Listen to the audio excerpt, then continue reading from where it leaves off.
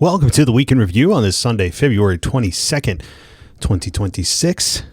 And if you are in the New York City area or anywhere in southern New England, Godspeed. Up here in upstate, we're only going to get like 6 inches or so. But you guys down there, if you like snow, you're going to get a whole bunch of it. So stay safe, though, of course, as everything gets shut down and probably off of work or telecommuting tomorrow and or Tuesday. And enjoy it. Because you know what? It's the end of February. And even if you get 2 feet of snow, March is next week, which means it could be 60 and then it could be 30 and it doesn't last long. So we're kind of at the end of it. Even if you get a blizzard, it's at the point of the year where does it really matter? You know, it'll certainly be an interesting spring, though, as we got a lot of snowpack up here and be a lot of flooding for sure. So anyway, I didn't mean to give you a weather report, but just commenting on, I know I have a lot of listeners down in the city and in other major cities along New England. So enjoy. Well, we're not here to talk about the blizzard. We're here to talk about wrestling because in less than a week, we have the Elimination Chamber. A lot of stories going around, a lot of potentials, a lot of big item tickets, right? We have Brock Lesnar returning tomorrow night in Atlanta, Georgia for Monday Night Raw. We'll find out who his potential WrestleMania opponent could be. I would imagine they'll tease it, or he could be the final entrant in the chamber, something crazy, right? So Brock Lesnar is a guarantee at tomorrow's Monday Night Raw. He's been advertised now for, 2 weeks? And it could be LA Knight, could be Obafemi, could be something we're not thinking of. So there is that. It also seems like Braun Breaker is not going to be back in time for WrestleMania, which is a shame. A big shame for him.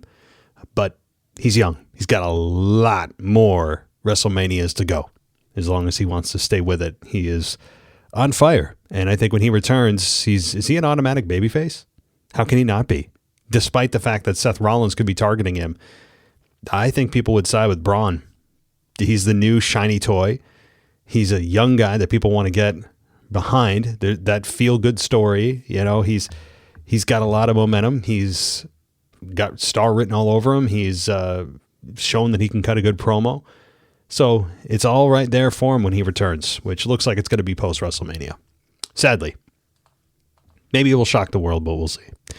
Outside of that, we saw a Vince McMahon videotape. Now, if you haven't seen this make the rounds yet, well, go check it out because there is footage, body cam footage, that it has been released, and it was in, let's see, according to the New York Post, but by the way, you can go pretty much anywhere, YouTube.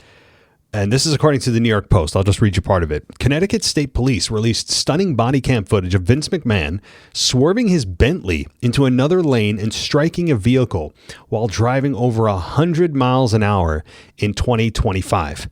The video showed McMahon hitting the brakes on his Bentley Continental GT right behind a BMW. He then abruptly moved over to the left lane, totaling his car while hitting the guardrail and rear-ending the vehicle in front of him as debris flew across the highway.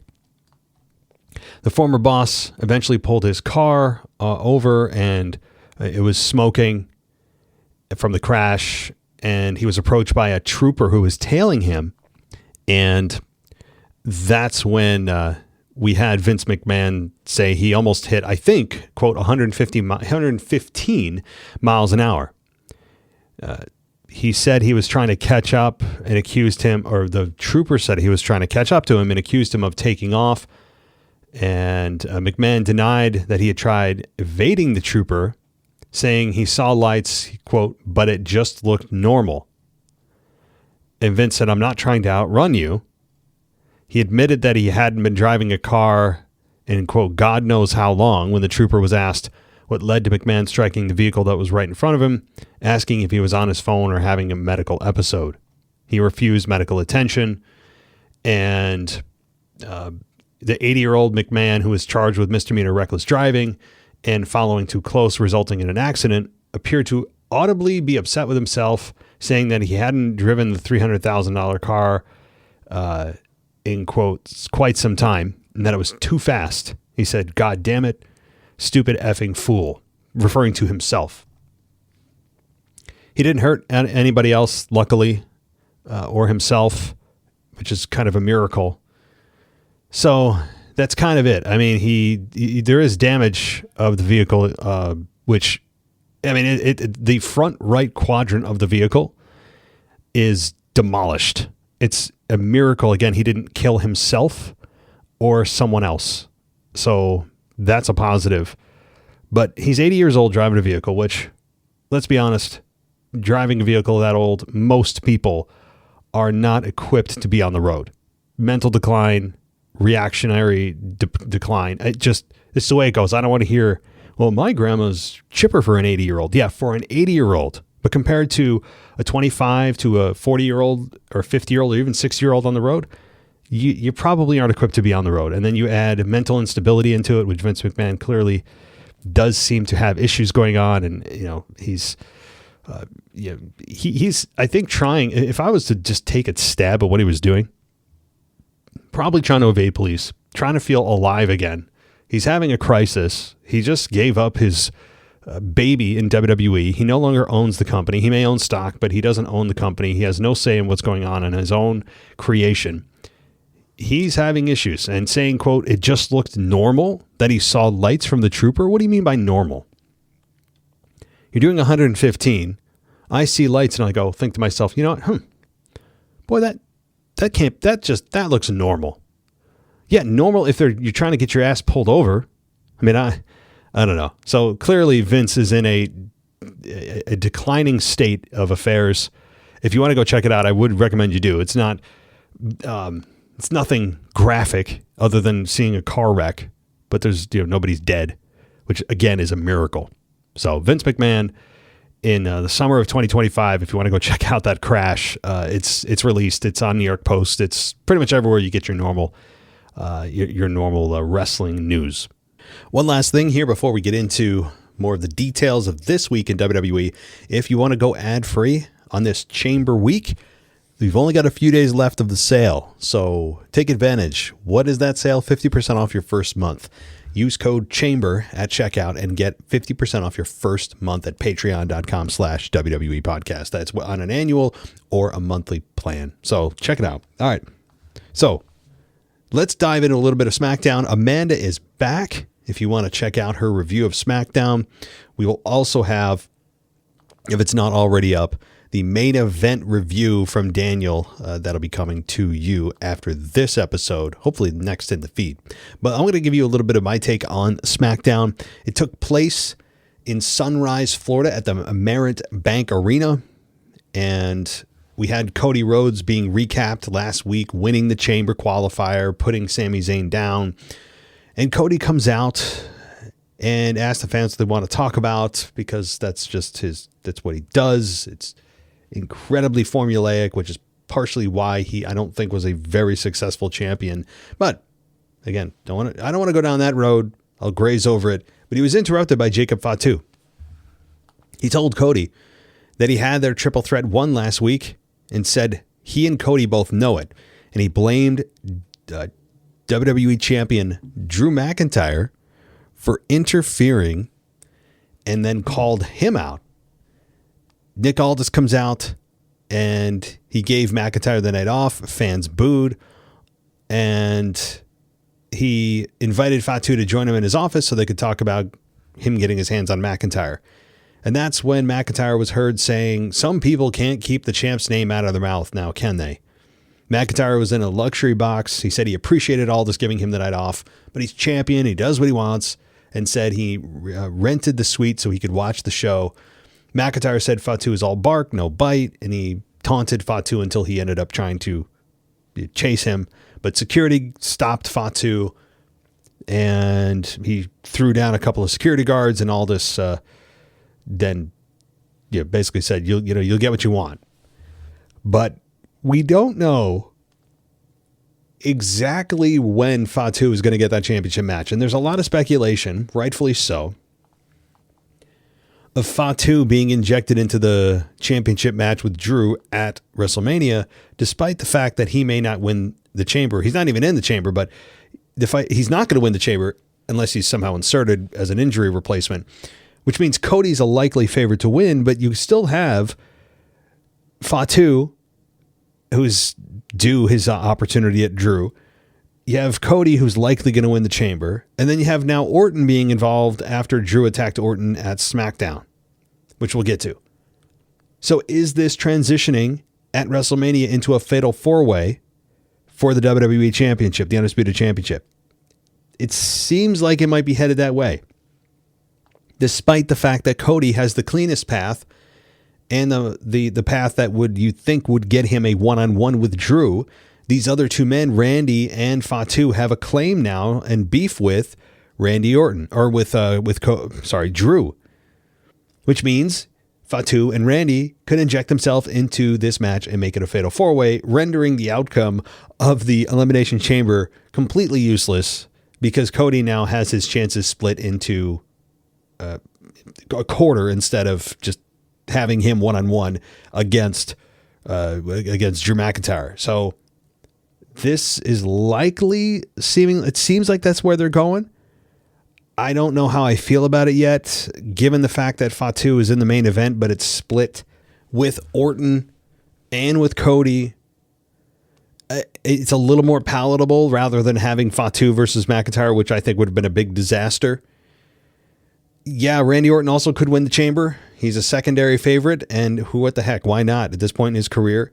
I don't think we're seeing the most out of Randy Orton that we can either, by the way. I understand that he's not the future anymore, but we still should get the most out of Orton while he's here and still in incredible shape. So having him win the Chamber and go one-on-one with Drew at WrestleMania actually wouldn't be the craziest thing, but it seems like if we don't have Cody and or Fatu in that match with Drew at WrestleMania in 8 weeks, then where do they go? You can't have Fatu versus Cody. We've done that. You know, like, what's on the line really? Nothing. We've seen that. So Cody and Fatu, they don't like each other, but you can't have those two going on one. It's not particularly interesting. So what do? You make it a fatal four-way, have an incredible WWE Championship match, and that's probably what they're going to do. So if Randy wins or Cody wins, just know it's seemingly likely that all four men will converge, despite who wins the Chamber, at WrestleMania for a fatal four-way. I'm not a fan of fatal four-ways just in principle, or triple threats in principle for championships, simply because I am a bit of an old school guy when it comes to wanting one-on-one at WrestleMania. I think you can get a deeper story. It's easier to digest. There's less going on. It's simplified. You don't have to worry about so many guys getting their crap in and making sure that the story makes sense and it becomes a spider web that you have to make sure makes sense and connects. So in principle, I don't like it, but in execution, it's going to be a really good match if this happens. I can't see any other outcome really.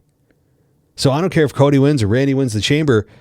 It seems like that all four men are just destined to have that fatal four-way at WrestleMania. Elimination maybe, or it's just a fatal, meaning it's one fall to a finish. But that also means that there are no rules, no disqualification. If there's a multi-person match, again, that makes absolutely no sense on its face, but we've all just accepted it for some reason, that anytime you have a triple threat or a fatal four-way, that it's automatically disqualification, no DQ. It just doesn't make any sense, but that's what we just adopted. So nonetheless, let's move on. I think I've made my point more than once. So we have McIntyre say everyone's jealous of him because he's champion. And Cody says, hey, Drew, the whole world's not after you because you're the champ. The whole world's after you because you're an a-hole. And that's it. Oh, so Cody, he's getting edgy. We've heard this before. From Cody. It doesn't change my view of him, that he's edgy now. He's not so soft and protected and manufactured and family friendly. Oh my God, he said a-hole. Like, doesn't do anything for me. Whatever.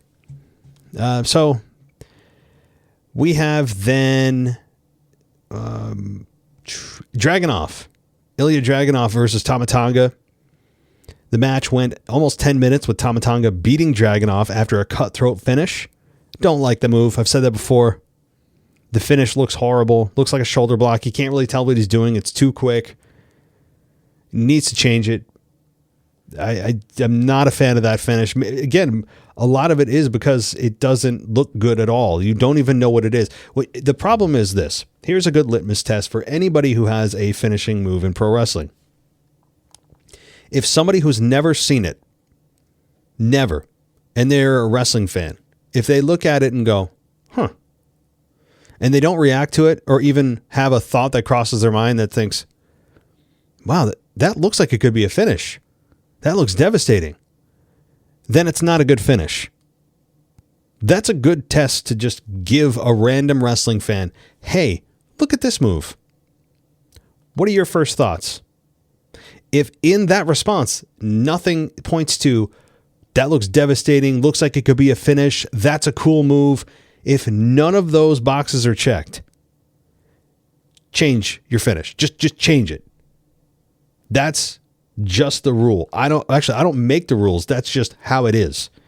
Can anybody tell me that the cutthroat finish is a good finish? Much like the big ending. Much like even Cody Rhodes' finish. I've hammered that a number of times. The Crossroads is horrible.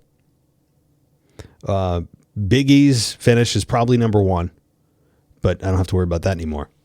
Anyway, the match was fine. Tama Tonga beating Dragunov. It wasn't about that because afterwards Solo cut a promo talking about taking the titles, and we had a bunch of guys get beat down, including Matt Cardona and Apollo Crews, who gets absolutely no reaction anymore. And Uncle Howdy appeared on screen with the VHS style presentation, and he talked about having Solo be on his own, and how he questioned if Solo would show up to face him by himself without his backup. And it was fine. And I think that I've been complaining that there's no character development whatsoever with the Wyatt Six, among many other stars and female stars. But they at least attempted here, despite the voice manipulation that they did, which I don't think was needed, and it was kind of cartoonish. Not even the makeup, which I just accepted, and the fact they're living on Bray's legacy. But I didn't need the voice manipulation, right? I don't need that. I don't need him to sound like he's Kane from 1998 on a voice box. Remember that? Those of you that are old enough to remember that. I didn't need that. I think it took away from it, but he at least spoke, and they're trying to boil it down to the leader versus the leader, and they'll come to some kind of resolution, right? This is the big blow off. Uncle Howdy face to face with Solo. Where does that end? What's the finish? I would actually argue that it's probably going to be Solo who comes out on top here, and I think he should. What are you going to do with the Wyatt Six? What's the plan here? What is the plan? Doesn't seem like there is one. You can make them occasionally tag team champions. Fine.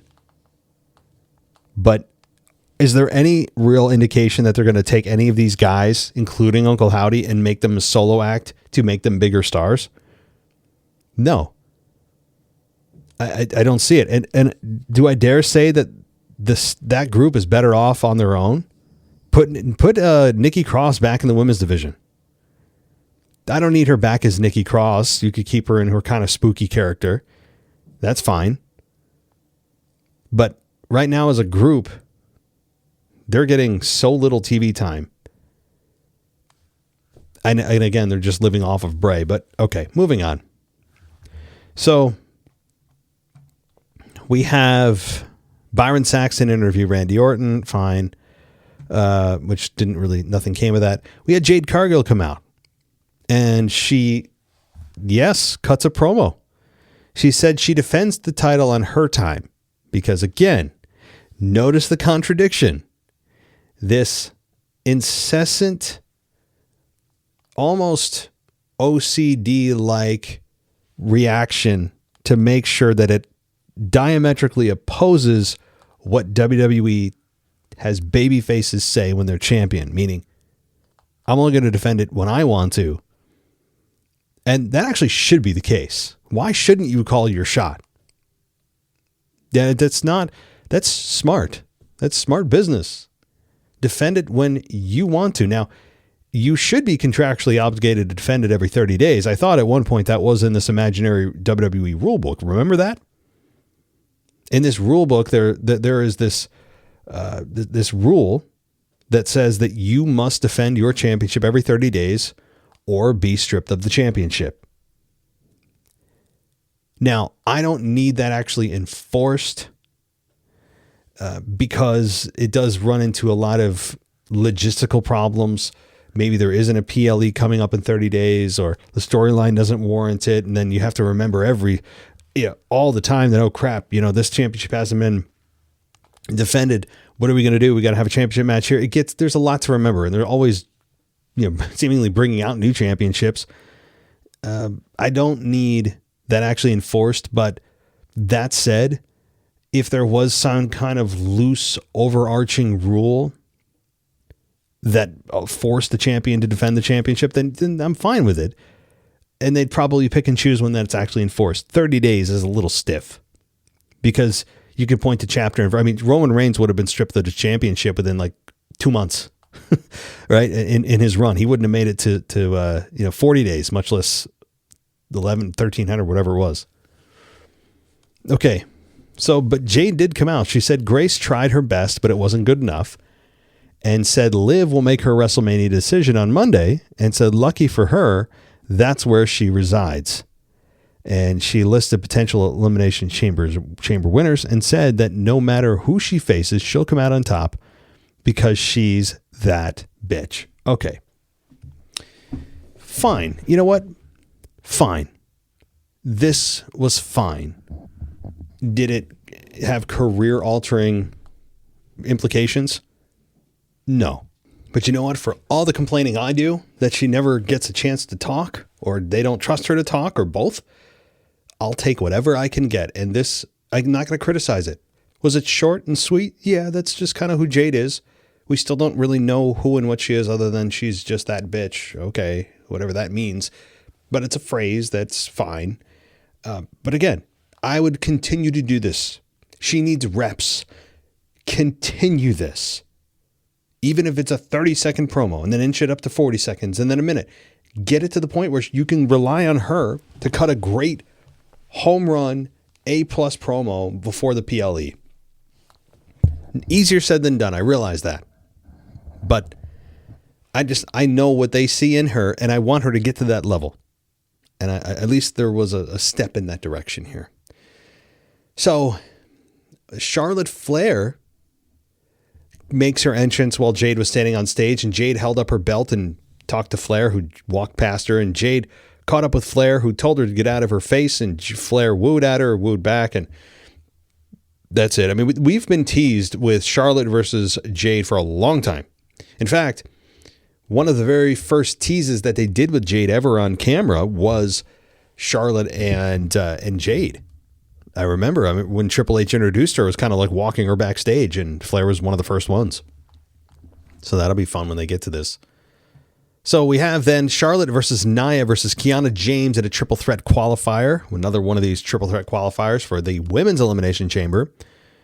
And the match was 12 and a half minutes with Kiana James. Yes, Kiana James winning, beating Charlotte and Nia Jax. But how did she do it? Well, here's the finish. Flair went up to the top. She was cut off by Nia, who joined her on the ropes. Jax tried to put Flair on her back, but Flair slipped away and put her down with a powerbomb. Flair then put Jax in the figure eight. Kiana slid under Flair's back and hooked her into a pin and got the 3 count. Well, nobody saw this coming. You can't tell me that Kiana James was exactly primed for this victory. Now, is she going to win the chamber match? Again, there's a better chance of them calling me to replace somebody in the chamber this Saturday. It's not going to happen. It's not the point, though. Again, shift your lens. Why did Kiana James win? Well, we already have a lot of stars in that chamber match. Could they have made it bigger and have more stars? Yeah. But you know what? You can't just have all the stars that are already have brand value. You can't stick them all in one match and expect also new stars to continue to be built.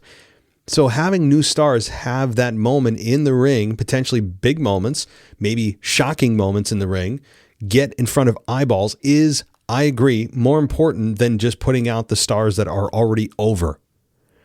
Plus, they already, I would think, have a story involving Flair for WrestleMania. You can't leave Flair out, and maybe there's rumors now of Alexa Bliss turning heel and all the rest.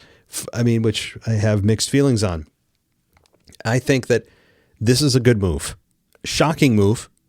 One that I don't think anybody had their money on for this matchup. That Kiana James was going to be the one to take this matchup and qualify for the Chamber. But you know what? I'm not mad about it. And it also keeps Flair out of the conversation for the Women's Championship, at least for a little while longer still. Which is, I think, a good thing for Charlotte. She's been living and dying for that Women's Championship for so long that when she switched to the tag team division and worked with somebody as lovable as Alexa, it flipped the script completely on how the fans look at Flair. They finally found the formula, albeit likely accidentally, to getting fans to actually get behind Charlotte. And they don't want to go back to, I don't think, having her chase the championship and then fans go, oh, right, that's why, wait a minute. Yeah, we don't like you. I forgot. I think they want to keep her in the position she's at because she's in a good spot. It's not the most prominent position she's ever been in. But Flair's already, I mean, she's as accomplished as you can possibly be in this business. She may be arguably the most accomplished women's wrestler of all time. One of the best women's wrestlers of all time, despite the fact that she, for many years, when they tried to turn her babyface or make her feel sympathetic, it was a big flop. She was definitely better as a heel. She's finally found the combination. She's threaded the needle of being able to be supported by the crowd that has hated her for so long. But she is as accomplished as it can be. And she's aging, right? We all do. So the company's not going to put the weight of the championship and the women's division, I don't think, on Charlotte Flair anymore. She'll be, I think, definitely champion again. But I don't think they're looking at her going, man, that's the future right there. Because the future is always the next, newest, shiniest toy. And Charlotte ain't it. Charlotte's a reliable, grizzled veteran with a lot of experience and a lot of star power. And you need those people on your roster. I'm not advocating for her to leave. But right now, Charlotte Flair, if I'm the company, I'm going, hey, you know what? She's in a good position. Let's not question that. It's an opportunity to have eyeballs on a new star like Kiana James. Make this a surprising outcome. It was. Charlotte's not hurt by it at all. People have already forgotten about it. And you can bring Charlotte back into the championship picture at any time. She has a list of people she hasn't worked with yet, like Jade. They'll get there. So, fine. Good. This doesn't bother me in the least. Kiana James wins. All right. So, we have backstage Byron asking Rhea and Io about Kiana James's qualifying for the Chamber, and Rhea smiled and saying it was a shame that Nia didn't qualify. And Sky said James' partner Julia wouldn't be so lucky when she faces Ripley later in the show. All right. We had an Obafemi and Kit Wilson male feminist segment. Whatever. It ended with Obafemi just destroying him in 40 seconds. I don't think there was a single offensive maneuver by Kit Wilson on Obafemi. Whatever. I mean, I'm ready for Obafemi to move on. I understand squash matches have value, but you can't continue to have it to be the same guy. And Kit Wilson's a fun foil. He's a heel, very unlikable. You need guys like that. But this combination, I'm bored. Move on. Like, Obafemi needs bigger, better things to do. And is it Brock Lesnar? Maybe. But Kit Wilson, I mean, again, the 9 things I hate about men and all the rest, again, whatever. I've already gone into that, and it doesn't really have a whole lot to do with wrestling. So I'll move on. We have the mystery crate, the do not open until 228 thing again, and that was teased. And Tiffany Stratton takes on Alba Fire, with her beating Alba Fire in about 10 minutes after Stratton went for a handspring elbow. Fire got her knees up and then went for a tornado DDT. Stratton tossed her to the mat, and then she hit a rolling senton and hit the prettiest moonsault for the victory. Kind of a standard victory here for Tiffany, as it should have been, over Alba Fire. And that's not to say Alba Fire didn't look competitive here. She did. Alba Fire, I think, had a decent showing when you look at where they're stacked on the hierarchy of where the star power totem pole, if there's such a thing, in WWE. I mean, Tiffany Stratton's towards the top. Alba Fyre is clearly towards the bottom. And so it was as competitive as you could have hoped it would be. Definitely not a squash, but the right person won here, Tiffany Stratton. And fine. Yeah, but again, I will say that Tiffany Stratton's in a weird place. I said that last week. I continue to say it. Fans are not where they used to be for Tiffany. It's hard to keep fans where you want them to be because fans are very fickle. They want what they want, and when they feel like they've used enough up of you, a lot of times they'll kick you to the curb. And keeping long-term support is difficult. And very few men or women are able to do that. And Tiffany Stratton, I think, is learning right now that she's on the decline when it comes to crowd support. And one wrong move, one wrong slip up, and one wrong opponent that the fans can look at and say, you know what? Tiffany's kind of annoying. From her shrill voice to her immature attitude, she's kind of just annoying. And especially if you watch her on social media too, like in a real sense, all the character stuff aside, as a person, she's incredibly materialistic. She is she kind of adds to the stereotype of blondes. All the jokes and stuff. I'm not certainly making fun of people who have blonde hair, but the stereotypes. I mean, stereotypes are stereotypes for a reason. Stereotypes don't just come out of nowhere. A lot of stereotypes happen to be true, regardless if they're offensive. A lot of them are, just because that's just the way it is. Not all, but some. Nonetheless, Tiffany doesn't really, I think, counter that stereotype, and she's at least comes across as a superficial, very superficial person. And she does not appeal to me in any way, whether it's from a character standpoint or from a real person standpoint. In ring, yes, certainly, really good, very good, athletic, young. When she puts on her 18 layers of makeup, I think that she looks like a completely different person without makeup, much like Rhea Ripley. I mean, I think there's just too much makeup going on. I don't find it particularly attractive and I don't mean attractive in the sense that I need to have some kind of sex symbol on the show. I mean, just in the sense of there's just too much makeup. Like it's just like for example, even the men. I've seen the men wear makeup, but I've also seen a lot of the men wear too much face paint. For example, if you're wondering what the hell I'm talking about, and this is a little bit different because the purpose of the makeup is a little bit different, but the MFTs, they're just, the only thing they got going for them is makeup. That's about it. The MFTs have no identity. They're kind of in the same boat as the Wyatt Six, where outside of Solo, you don't really know anything about any of them. And they just put makeup on to make themselves a little more interesting. They've got makeup and that's about it. Now with the women, it's a little bit different because the makeup is there because they feel like that helps them make them more attractive. Otherwise you wouldn't wear the makeup. That's the purpose of the makeup. But I feel like there's just too much. And if you've seen a side by side, it's like a lot of these women don't even need it. A lot of them do have a lot of physical, natural beauty. But Rhea Ripley, man, she looks like a totally different person. Tiffany Stratton too. It's just too much in my opinion. That's all. But again, Tiffany Stratton needs to be careful. I think doesn't even know it, and she's on a tightrope now with the fans.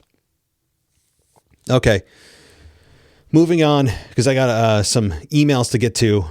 We have Sami Zayn backstage with Cody, and he's telling Sami you have nothing to be ashamed of.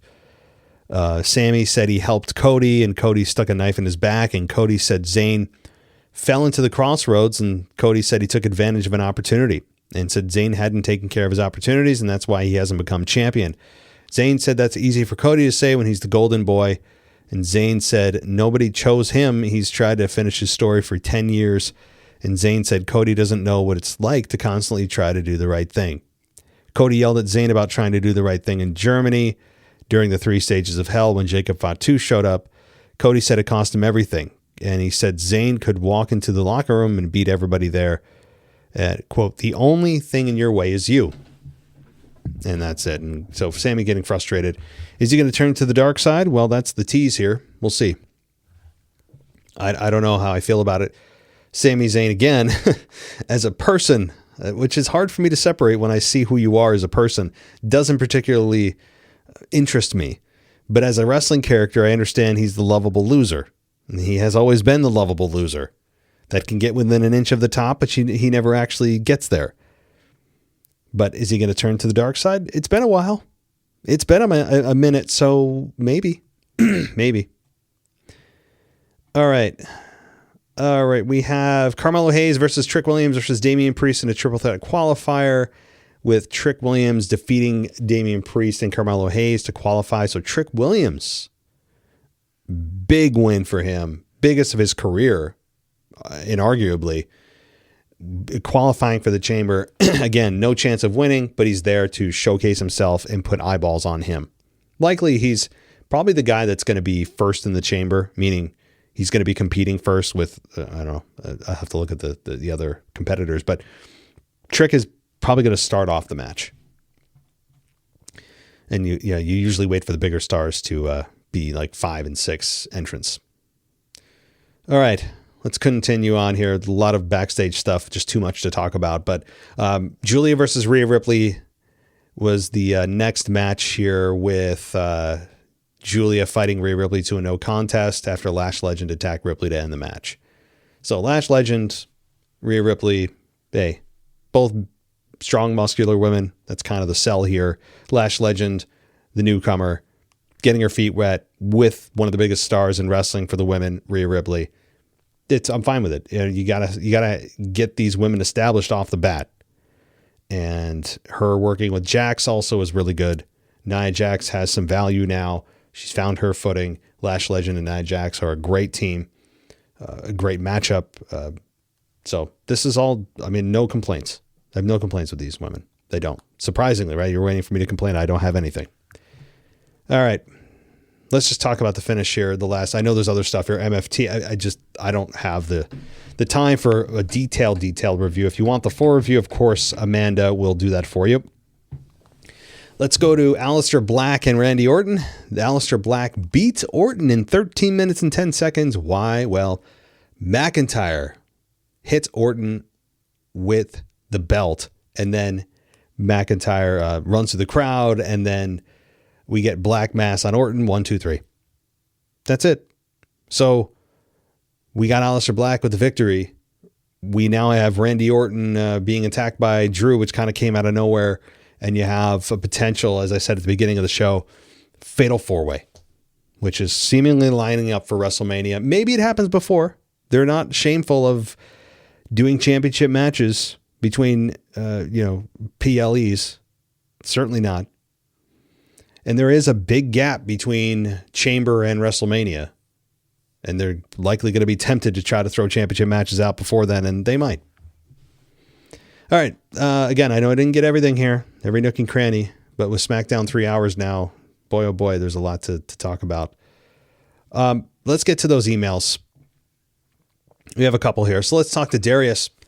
He says, hey, I'm here to talk about Powerhouse Hobbs. I think this might have been the worst debut of all time.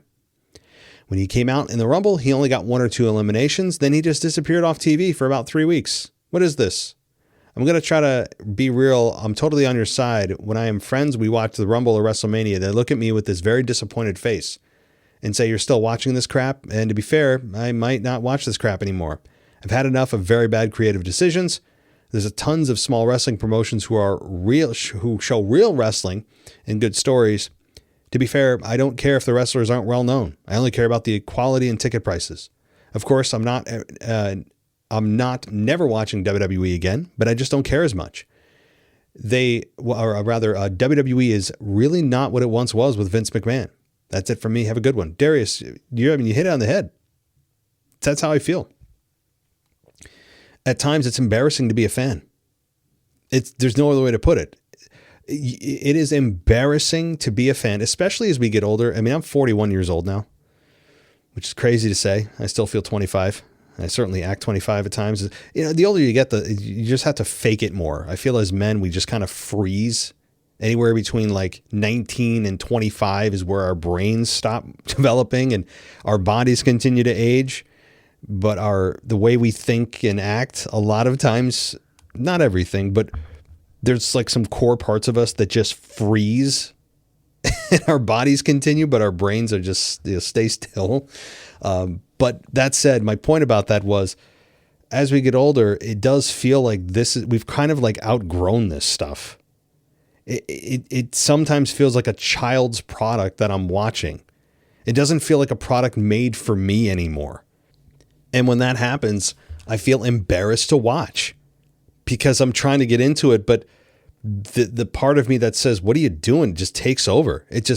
Your brain has kind of moved on to things that actually grab your attention and are more age appropriate. Now I'm slamming a product that I've partially made a living off of doing this show and talking about wrestling for at least on this show, I've been talking about it for the last 12 years. That's true. And I still love wrestling. I guess I just miss what it used to be. No, that's what it used to be. You got to move on and everything progresses. Well, again, progression in and of itself does not mean better. There's a lot of things that progress that aren't good. I know we've been led to believe that progression and evolution just in and of itself is good. It's an inherently good thing. And again, for example, cancer evolves, cancer progresses.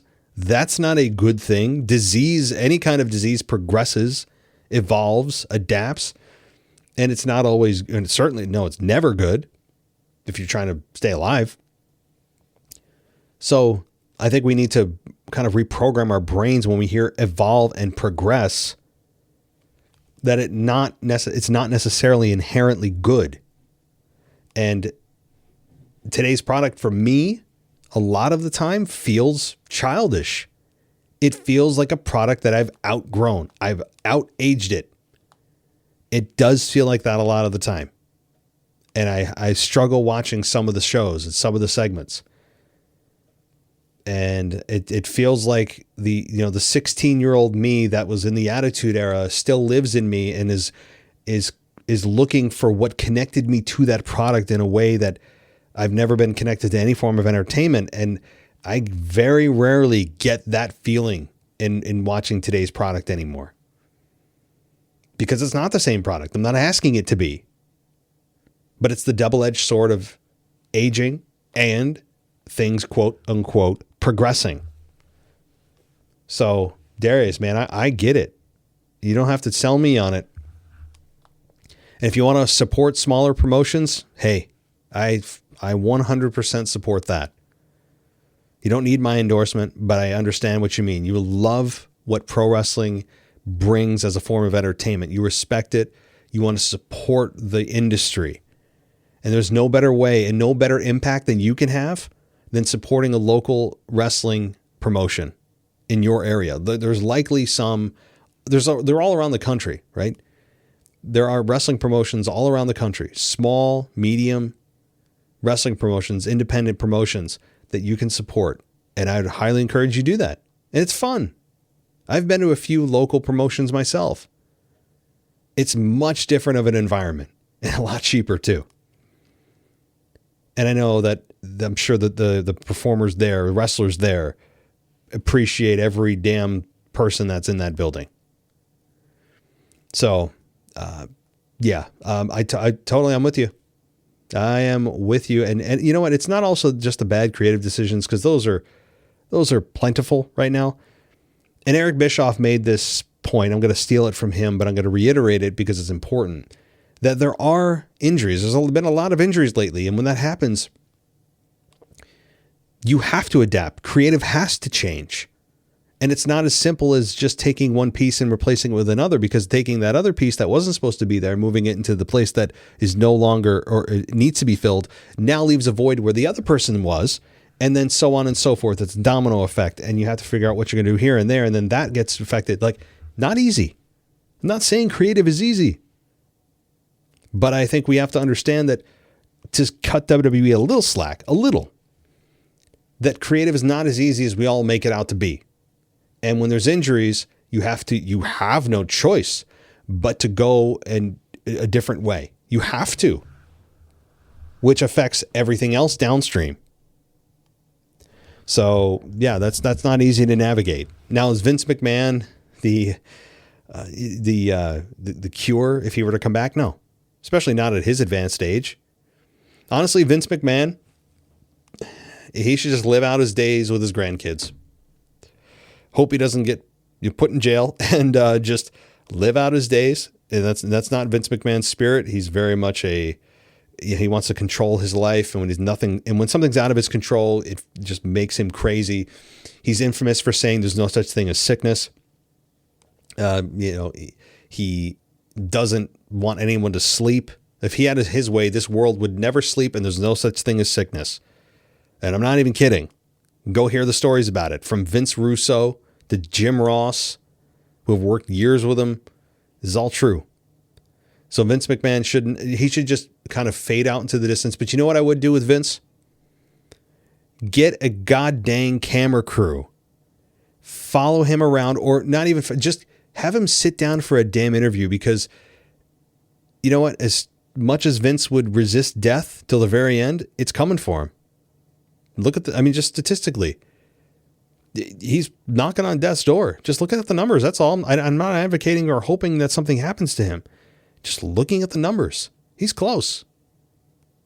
And I hope that while he's still here, we get to hear from him. We do a documentary. The documentary needs to be done on Vince McMahon if it's not already in progress. Because we don't know. He could have a heart attack in his sleep tonight, and that's it. I don't hope it happens, but I'm saying it could. And the chances of it happening are infinitely higher at that age with the stress he's put on himself, the lack of sleep he's put himself through. He can't subvert biological reality, no matter how much he wants to, and no matter how strong his will is. Biological reality will win forever and always. So that said, I really hope that they do and take advantage of something with Vince right now. Sit down and interview, like a tell-all with Vince McMahon. And do it especially before we can't understand what the hell he's saying anymore. I mean, I remember towards the end when Vince was on camera, and every time he was on camera, like, he had to really, it's very like grumbly, scratchy voice. He couldn't enunciate very well anymore. It was tough to listen to him talk because it was so grumbly. And I hope that we can get him on camera before he's like, totally unlistenable. All right, Darius. Cool. Thank you. We go from Darius to DJ. He says, just when you thought Sammy was going to win the qualifying match against Cody and Jacob on the previous episode of SmackDown and advance to the Chamber, Sammy did not finish the job, and a cycle of big losses continue. As Drew said once about Sammy, it's always going to be broken dreams. After a loss like this, where does Sammy go? Does he take some much needed time off TV, or does the company repackage him slightly different? Well, I mean, we saw a little bit on SmackDown, so you kind of have your answer, but not really. Seemingly, they're going with he's frustrated.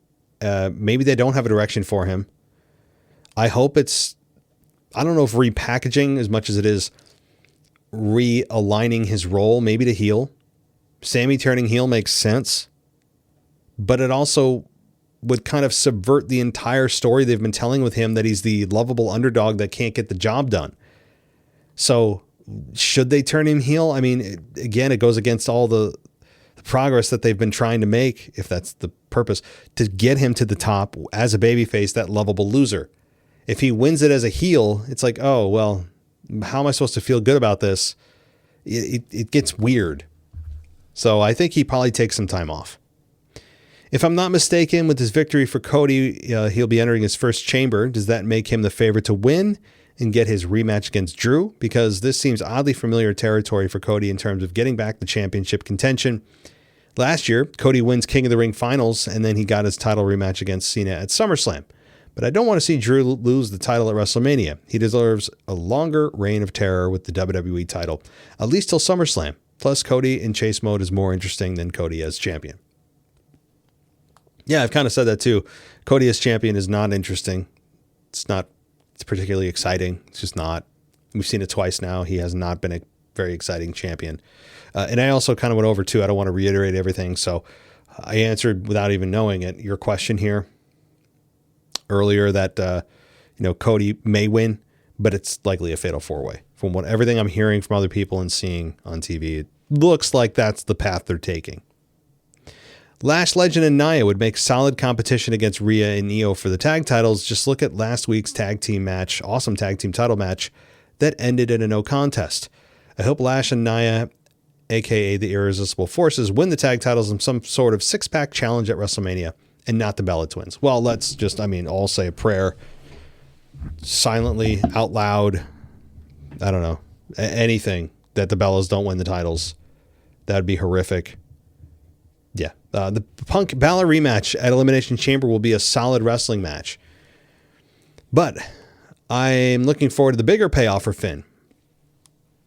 And that is at WrestleMania when he hopefully defeats Dirty Dom for the Intercontinental title.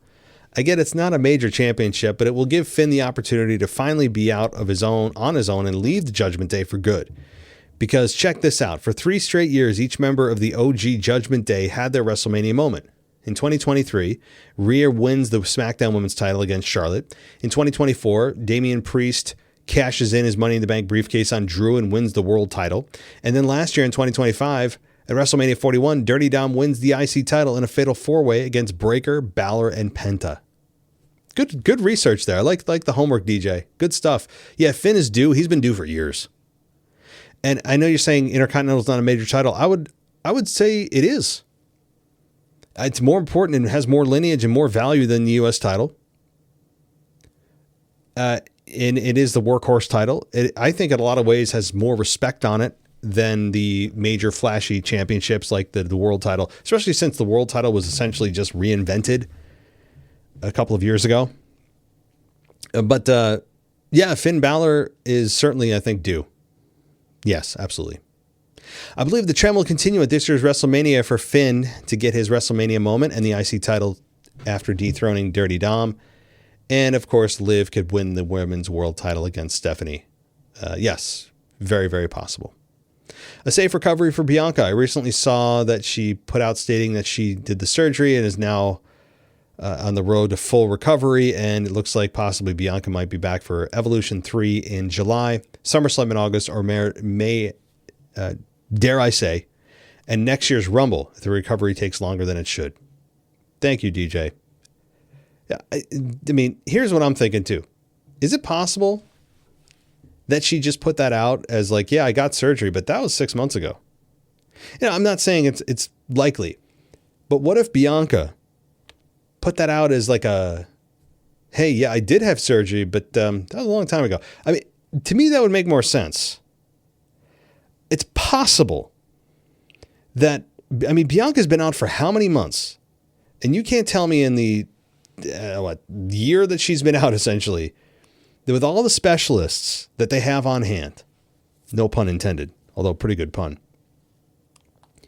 all of the top quality medical care that they have access to, that they can't figure out with all the machines that they can scan your body with and all the knowledge, that they can't figure out what the hell's going on with a hand. It's not an organ, right? It's not a disease. It's like some kind of mystery disease that she has. It was a tendon, a bone, cartilage, combination of all three, something going on. But there's only so many things that could be in the hand. You can't tell me that after all that time and all the specialists she's seen and all the scans and things she's gone through and tests, that they couldn't figure it out within just like maybe a week or two. Now, again, maybe a bad surgery led to something else that led to something else. Hands do have a lot going on that people don't even have respect for. But it's possible that she already had the surgery. She's ready to go. She's getting the fans off their trail. She showed a picture of her in surgery, but it was from a long time ago, 6 months or so, and she's ready to go. Possible. Just keep that in the back of your mind. Unlikely, but possible. As I try to swirl the rumor mill here. Okay, so let's see. We've got, I believe, do we dare? We might have. Might. Yeah, we do. So we have a voicemail, and then we'll get to DJ to polish off the show. But let's hear from Kyle from Baltimore first. Hey, it's Kyle from Baltimore. So I wanted to talk about with Liv and Stephanie, I guess, a backstage segment, or, Liv was trying to do an interview with Cole, whatever. I don't understand what we're waiting for with this, with Liv's decision of who she's going to face at WrestleMania. We all assume it's going to be Stephanie, and it better be Stephanie. That's a better match. That's an appealing match for me to see than Jade. But I don't know what they're holding on, why they're waiting for. Like, what are they waiting for? Of having Liv to pick Stephanie. I don't get it. So that it'll be a clear cut direction of whoever's going to face Jade at WrestleMania. I'm not convinced that it was going to be Bianca because she's nowhere to be found. So, and I don't think Liv is facing Jade neither. So, I don't know. Is it because they're wanted to kill off TV time? I guess I don't know. I feel like that's a waste. I'd rather see them really build up the match between Liv and Stephanie, and they kind of are doing that without Liv officially saying she is facing Stephanie at WrestleMania. But I don't know. To me, I feel like they need to just have Liv say she's facing Stephanie, and then whatever happens in the chamber, if it ends up being Rhea or Io if she qualifies next week, or even Tiffany again, they need to just have either one of them three win the chamber to face Jade, and let's move on. Let these bigger decisions and stop holding off for no reason, in my opinion. I feel like so base because I feel like she's going to pick Stephanie. So that's it. Thanks for a call. Bye.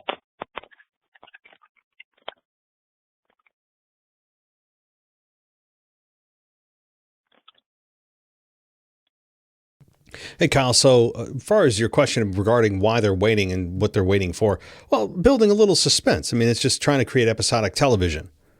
Well, who's she going to have a match? Who's she going to choose? And what's the hook here? Well, who's Liv going to choose? And having face-offs with both champions and making fans think. And it's just episodic television.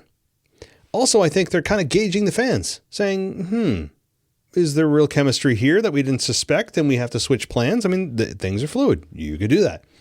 So I think it's a little bit of both, mostly episodic television, even though they know where they're going. But it also is kind of a little bit of a litmus test, a real world test here to go, hey, I know it's probably going to be Stephanie and Liv, but let's try over here on SmackDown. Right? Let's see what's going on with this women's world champion over here.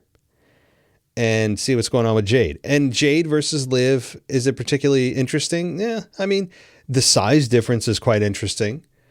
But it's likely going to be Stephanie Vicaire and Liv Morgan, especially after last week. Stephanie ends up making Liv cry for some unknown reason. I guess she said a mean word or something. But Stephanie Vicaire had her best promo to date last week. And regardless that it was in Spanish, it was nice to see subtitles so we can kind of break that barrier and get through it. You can't do that in live format. Obviously, you can't do that. You can only do that for backstage and pre-taped promos, but at least you have a formula that you can use that fans accept and was well executed. So it's got to be Stephanie and Liv, has to be, as Jade ends up likely facing Rhea Ripley at WrestleMania. That's my guess as well. Again, just episodic television. And you know what? They have how many damn weeks to build this? There's no rush. WrestleMania isn't in 2 weeks. WrestleMania is 8 weeks. So they've got a lot of time to build. They don't have to get to it right away. They've got a lot of minutes to produce for television. It's nice to have a little bit of a hook and a back and forth and a wondering what's going to happen. Yes, that's the reason. So thanks, Kyle. All right, let's end this with DJ. But before we do, I want to just personally invite you to Patreon if you want to get rid of the ads you've heard throughout the show. Patreon.com/WWE podcast. Use the code CHAMBER at checkout. It'll get you 50% off your first month. Or go to Apple and use the subscribe button right there, or Spotify as well. I know thousands of you do. Check it out on Spotify as well as Apple. So there we go. We will sign off there. We're about an hour. It's longer than normal here on the show. And again, stay safe if you're in that blizzard over the next day or two. And we'll be back on Tuesday night for the Raw review. Until then, guys, take care. Take care, and DJ, take it away. This is DJ Kuzmo back at it again on your Mailbag Show. Record you live on a Wednesday morning, and you know what time it is. It's time to say his name and he appears. I believe in Joe Hendry. I believe in Joe Hendry. That's right, folks. Joe Hendry is his name as I take it to my 84th episode of the Georgia Report. And like always, coming to you live from an undisclosed location. And like always, before I talk about Joe Hendry, the beloved new NXT champion, let me talk about the continued storyline of the NXT and TNA collaborations with the NXT invasion in TNA, as this past episode of TNA on AMC was the go-home show before TNA's No Surrender that took place on Friday, February 13th, live from Nashville, Tennessee. But on this go-home episode, we get a brief backstage appearance of Ariana Grace with her father, the Director of Authority, Mr. Santino Marella, as Ariana Grace thanked Santino for giving her a title match at No Surrender. She hugged her father, but in the process of sharing that emotional gesture, unbeknownst to Santino, Ariana steals her father's infamous Cobra sock out of his pocket, with the possibility of using it during her title match.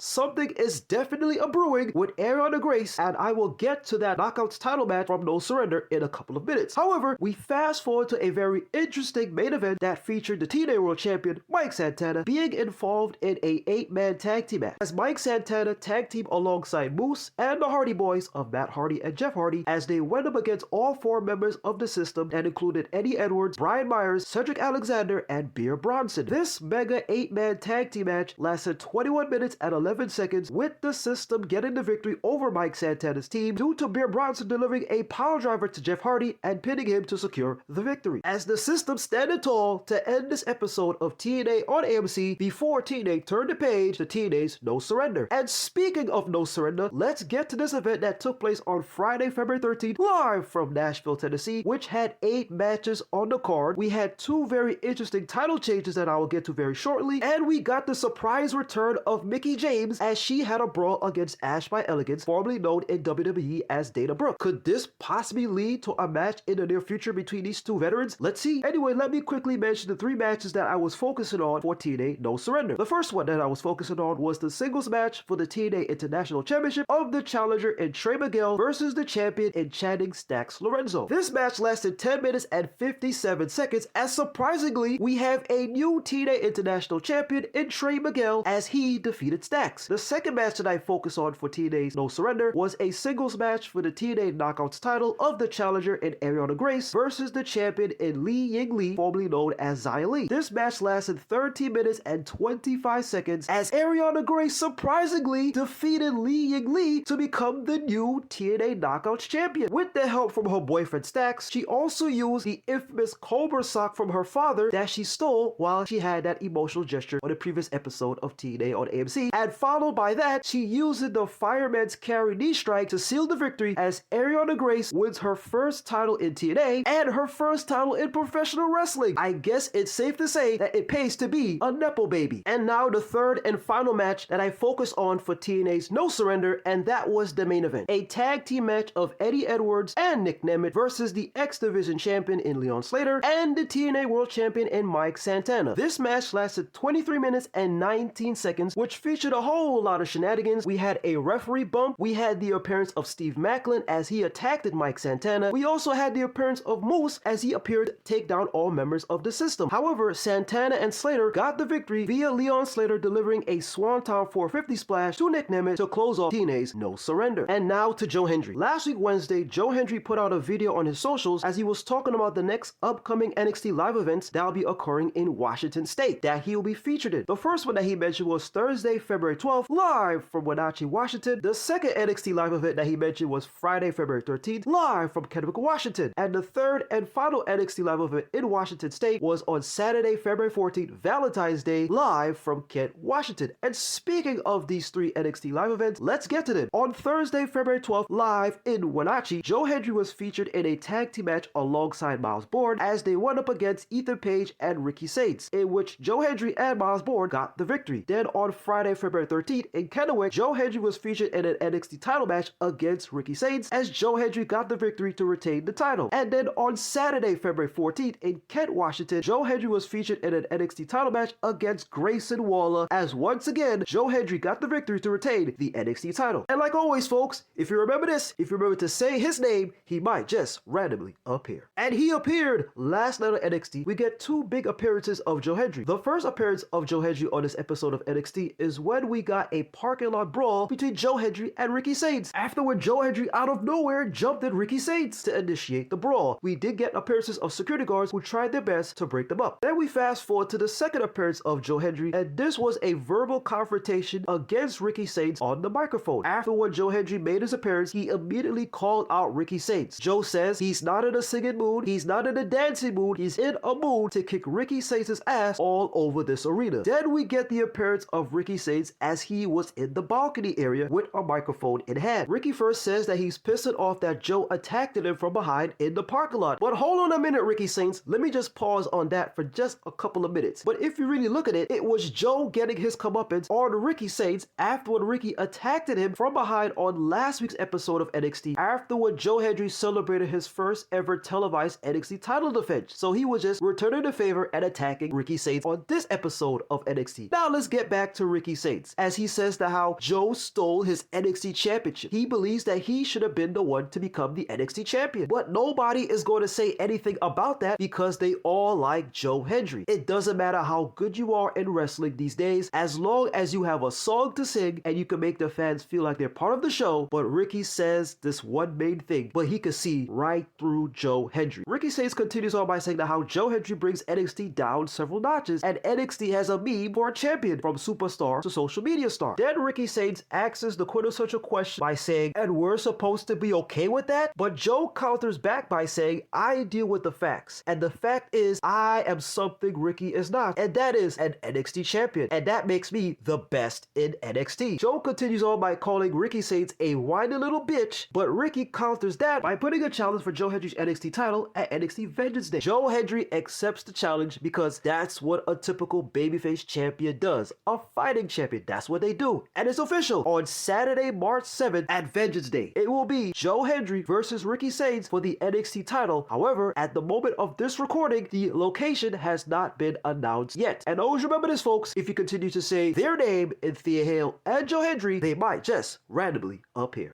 Always remember to believe, say his name. Always remember the words that Joe Hendry says anytime, any place, at any show. And most importantly, always remember to do this. Wave your hands from side to side and say, oh, I believe in Joe Hendry. Joe Hendry is so prestigious. Once again, this is your guy, DJ Kuzmo. Have a blessed week. Be kind to one another. Stay safe, my friends. Believe and peace. Thanks for listening to the WWE Podcast. Don't forget to subscribe on your favorite podcast app so you don't miss a show, or head to WWEpodcast.com. And for all of these shows ad-free, head over to patreon.com/WWE Podcast. Until then, we'll see you next time.